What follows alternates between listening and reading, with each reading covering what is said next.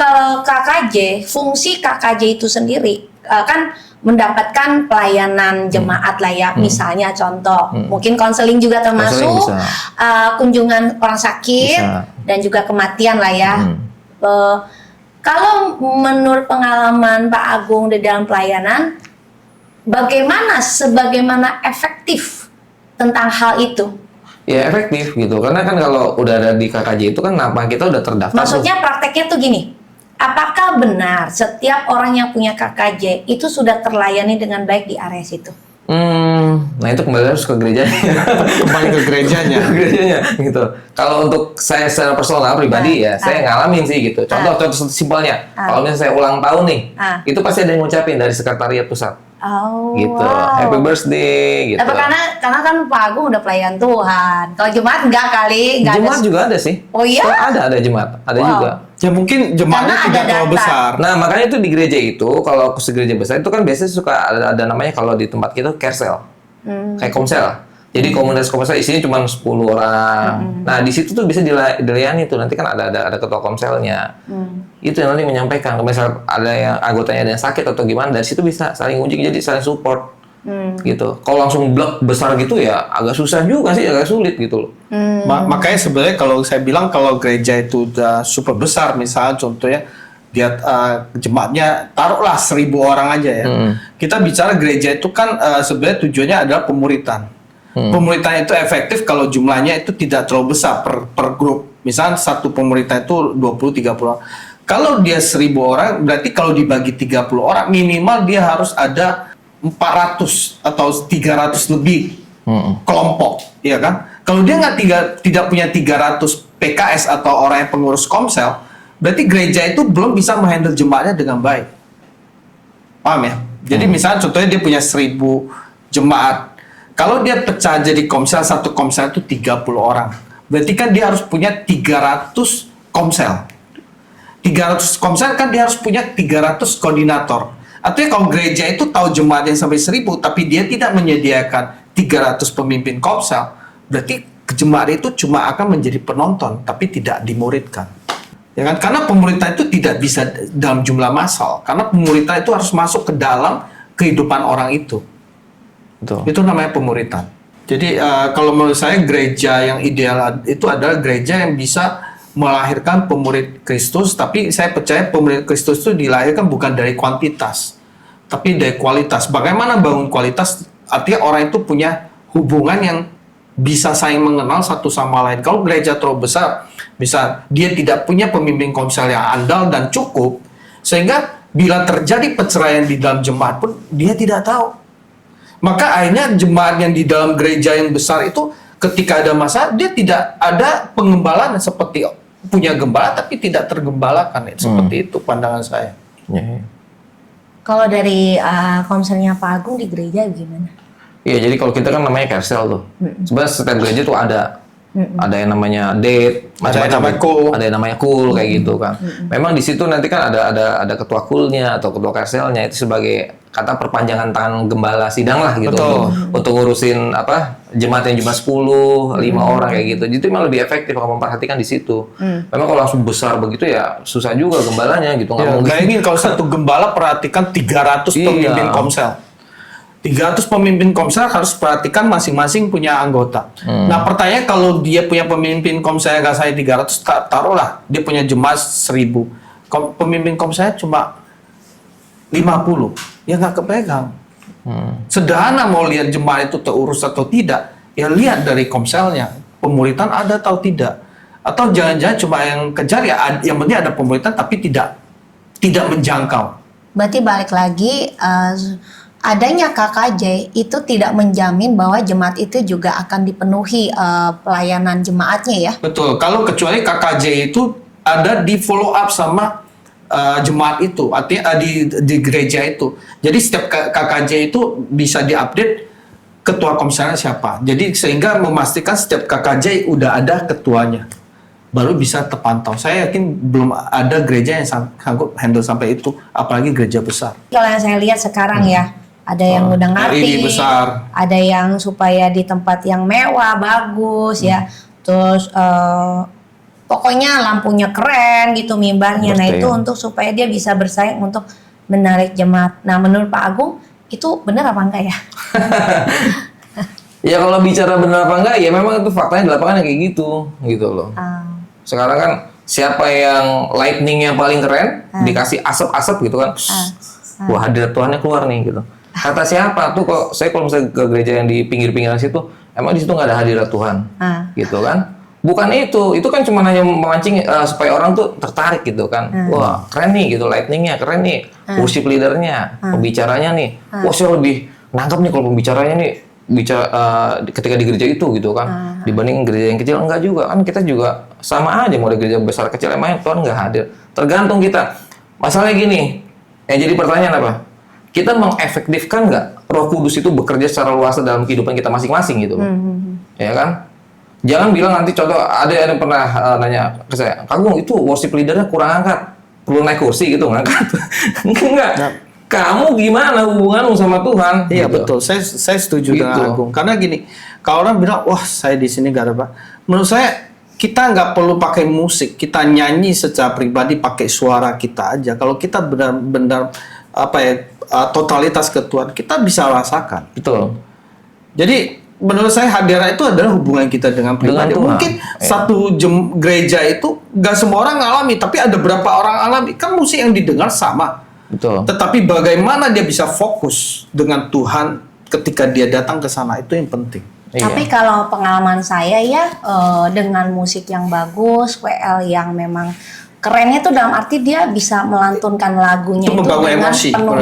Itu bagus kok. Bagus, karena ini membangun emosi manusia. Tapi sebetulnya kalau orang itu benar-benar yang intim sama Tuhan, tanpa itu pun dia bisa merasakan hadirat Tuhan. Betul, itu boleh untuk intim pribadi. Itu tapi kalau misalnya pendukung menurut saya.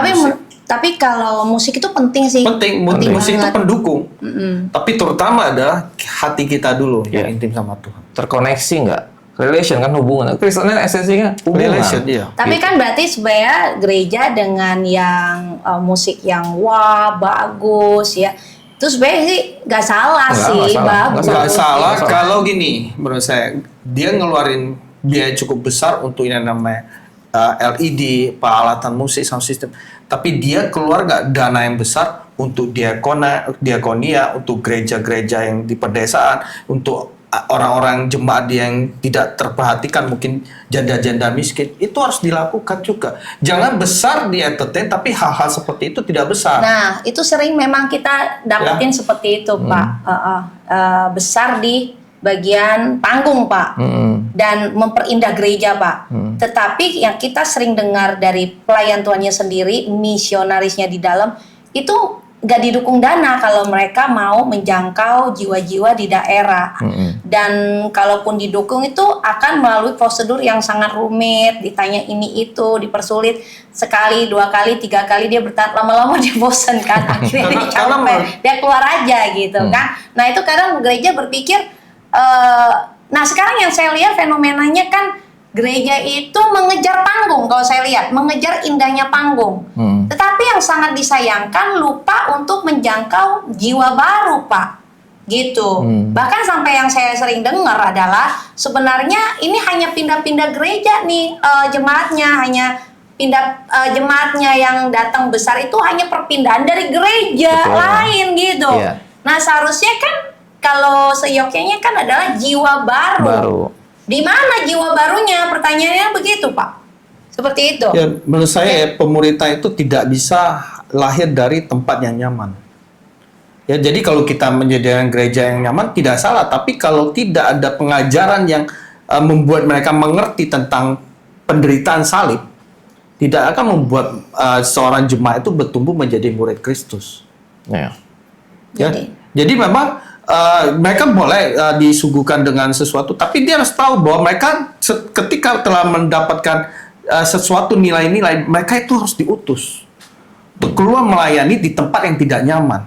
Karena kalau selalu mereka mau di-treat dengan nyaman, sound system yang bagus, mereka dengan AC dan mereka tidak mau keluar dari zona nyaman itu, mereka selamanya tidak pernah menjadi murid benar-benar pengikut Kristus. Nah, kalau begitu jemaat yang hanya di-treat enaknya AC, terus musik yang bagus, WL penyanyi yang keren, kan dia nikmatin nih. Tetapi seperti tadi bilang, kalau dia tidak dimuridkan, akhirnya dia tidak pernah bertumbuh menjadi dewasa rohani. Jadi dia stuck hanya sebagai penerima aja dong, maksudnya gitu. Penonton aja ya. Penonton aja. Karena kalau dia tidak melakukan mengimpartasi apa yang dia terima, nilai-nilai kebenaran firman Tuhan, dia hanya sebatas penonton. Maksudnya balik lagi gini loh, kondisi gereja yang hanya ingin memewahkan panggung, tapi dia tidak mencari jiwa baru, maksudnya apa gitu loh? Mencari jiwa gini, jiwa itu kan banyak, ada jiwa yang hilang, jiwa yang benar-benar belum kenal Tuhan itu banyak. Jadi kalau dia bikin atraktif, tujuannya cuma untuk memindahkan jemaat dari gereja lain, itu menurut saya tidak efektif. Akhirnya cuma mengosongkan satu gereja demi penuhnya gereja dia. Itu bukan sesuatu hal yang baik. Tapi kalau dia bisa membuat jemaat yang udah dipercayakan, gak usah terlalu besar, tapi yang sudah dipercaya dimaksimalkan sehingga mereka bisa diutus, dan yang diutus itu menghasilkan banyak-banyak buah jiwa. Itulah yang kemuliaan bagi nama Tuhan Yesus. Kalau Pak Agung melihat fenomena gereja yang memewahkan panggung itu intensnya itu memang betul seperti orang bilang hanya perpindahan gereja lain kumpul ke gua jadi gede, atau memang ini gereja benar-benar seperti firman Tuhan memuridkan dan mencari jiwa yang terhilang. Menurut Pak Agung gimana? Menurut saya, jadi gini, mengenai perpindahan jemaat ke gereja-gereja itu ya. Jadi memang nggak murni semua itu dari orang luar. Kebanyakan itu kayak pindahan. Ya tadi itu karena tertarik oleh entertainnya seperti itu. Jadi ya tadi saya bilang nggak salah juga sih kalau misalnya gereja itu punya entertain yang wow, nggak salah, itu nggak dosa kok, nggak akan membuat masuk neraka, nggak. Tapi intinya di situ kan ada pertanggungjawaban, gitu. Ya pertanggungjawaban gereja tersebut sama Tuhan. Apakah engkau sudah, kan perintah amanat agung tuh. Karena itu pergilah, berarti kan lah itu perintah kan, pergilah, jadikanlah semua bangsa muridku dan baptislah mereka dalam nama Bapa, Anak dan Roh Kudus. Amanat agung itu bukan hanya sebagai slogan aja gitu loh. Jadi memang harus dilakukan. Nah, yang melakukan itu siapa? Ya kita semua. Bukan tugas sebagai pengerja. Ya kalau pelayan Tuhan udah pasti harus. Jemaat pun juga harus. Nah, makanya itu perlu jemaat itu diajak, diarahkan, gitu. Diarahkan. Nah, kalau dia tidak bisa, gembalanya tidak bisa mengarahkan pada panggilan yang tadi amanat agung. Betul. Berarti dia gagal mengembalakan dombanya pada tuannya. Karena Tuhan itu pada akhirnya membuat kita itu bertumbuh menjadi muridnya Tuhan. Betul.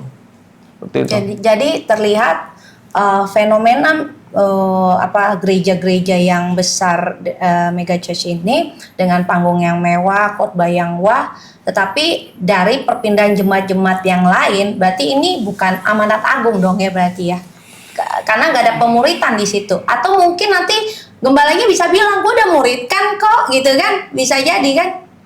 Nah ini fenomena. Jadi gini, kalau menurut saya pemuritan itu gak bisa dalam kelompok besar. Contohnya misalkan Agung lah misal pegang 100 murid. Mungkin kalau 100 itu untuk tahu siapa yang gak hadirnya susah, harus didata. Menurut saya setiap orang dipercaya gak bisa langsung besar, dipecah. Musa pun memimpin bangsa Israel yang jumlahnya 2 juta. Dia mengangkat pemimpin dalam kelompok 100.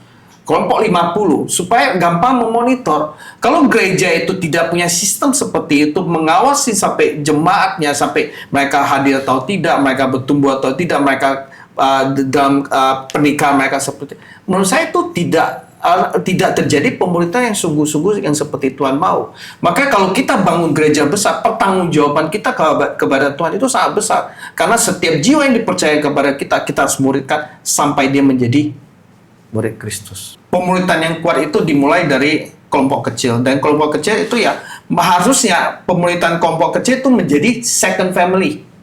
Jadi family yang asli adalah suami, istri, ada anak, dan sel yang kecil itu second family. Tapi kalau orang datang ke sel gak merasakan itu bagian dari keluarga, ya berarti ada something wrong, tidak ada kasih. Karena kasih itu yang menjadi pengikat. Ada yang cuma menjadikan sel itu sebagai rutinitas, bahwa oh memang gereja gue perlu sel, tapi ada nggak kasih? Kalau tidak ada kasih, maka tidak akan bisa berhasil dalam pemerintahan itu. Karena pemerintah itu utamanya fondasinya adalah kasih Kristus. Kalau kita menjadikan kelompok sel kita adalah orang-orang yang kita pilih karena berdasar golongan, oh ini orang kaya, ini orang yang susah, itu juga bukan kasih. Jadi kasih itu tidak melihat dari suku mana, dari golongan mana, kita terima sebagai second family kita dan kita tumbuh bersama menuju kepada panggilan amanat agung. Pendetanya nih, Mega Church ini nggak boleh pakai jam mewah gitu? Menurut saya jam mewah jam seberapa? Kalau misalnya jam mewah itu sampai ratusan juta, saya rasa tidak perlu. Karena toh 3 juta juga menunjukkan jam yang sama. Karena menurut saya jam itu tetap 24 jam. Kenapa harus sampai ratusan juta? Poin kita itu bukan dari apa yang kita pakai, Loh, tapi kan apa yang kita hidupin. Yang dijangkau ini kan miliuner-miliuner yang belum sungguh-sungguh kenal Tuhan. Justru Saya dari kasih situ contoh dia ya. attract. Saya kasih contoh. Ada seorang konglomerat, bukan anak Tuhan, tapi dia kaya dari hasil jeripaya. Dia hidup kelihatan pakai jamnya jam biasa. Oke, Tapi menurut saya citra diri dia udah tahu bahwa identitas dia siapa. Ya kan, apalagi kalau dia bilang, oh kalau dikasih sama billionaire terus dia harus karena dikasih dia pakai. Oke, kalau dikasih dipakai nggak masalah. Tapi kalau dia beli, dia ngejar kemewahan dengan alasan supaya dia tampil. Coba perhatikan banyak gereja-gereja di pedalaman. mempertahankan Jadi citranya gini, supaya kalau miliuner-miliuner ini kita nggak lari. mempertahankan gaya hidup yang branded, Kan akhirnya demi ini demi kan, itu, tapi akhirnya yang kita ajarkan cuma apa? Mengejar hidup mewah. Bukan sesuatu nilai yang baik. Yang Tuhan ajarkan itu coba belajar dari kesederhanaan, kerendahan hati. Nah masalahnya kalau hamba Tuhannya itu berpenampilan sederhana, just seadanya, dan juga nggak keren, kan gimana ya, mata manusia kan yang masih hidup, aduh. Kalau dia mau mendidik jemaatnya atau mendidik keluarganya sendiri, dia juga harus kasih teladan.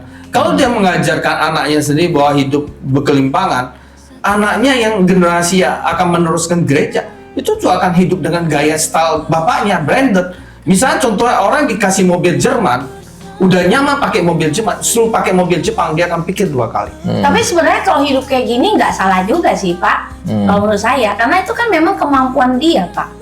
Kalau dia pengusaha, Iya, oke. Iya.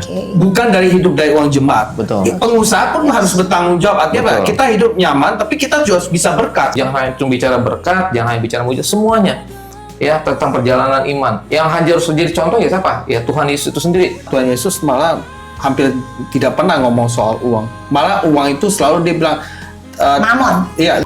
Sebuah gereja kalau tidak mengupas dan membicarakan tentang dosa dan pertobatan, ya, menurut saya itu bukan gereja, Pak. Iya, betul. Iya. Injil itu adalah Karena gereja betul, mula-mula betul, Kristus itu ternyata tentang dosa dan dosa.